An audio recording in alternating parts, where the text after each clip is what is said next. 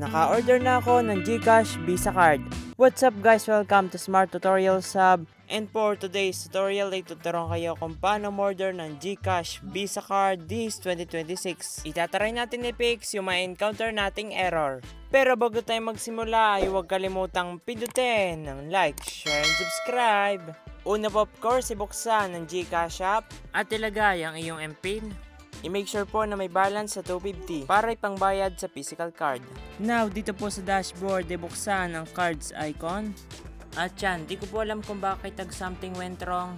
Kaya ang ginawa ko po ay in-update ang GCash, ikinilir catch, at pinor-stop ang GCash app. And nagtry ako kinabukasan.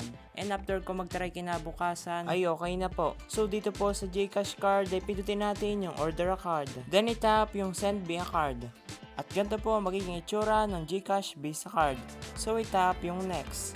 Now ilagay natin yung delivery information. Ilagay po yung recipient's name o yung magre-receive ng card saka yung mobile number and yung delivery address. So itap natin yung province para ma-select natin yung province mo.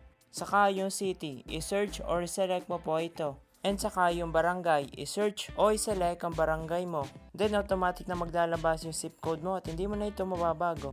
Next, ilagay po yung iyong house number and street address. Optional lamang ang landmark pero mas maganda pong lagyan ng landmark para alam po ng delivery rider kung saan ito i-deliver.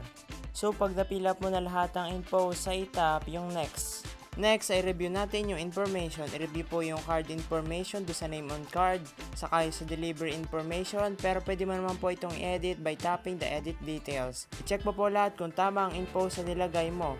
Yung GCash card po ay 185 pesos at saka yung delivery fee ay 65 pesos. Ang total ay 250 pesos. And dito po sa baba ay check po yung box, yung be bound by the terms and condition, at saka yung the GCash porting terms and condition. Then tap confirm. And pag-wait po nila seconds, and itap yung pay 250 pesos. And dyan. At ganito na pong order ng GCash card. Thank you for watching at kung nakatulong ko maka-order ka ng GCash Visa card, ay tulungan mo naman ako. Pidutin mo ang like, share, subscribe at panoorin ang next tutorial. Thank you!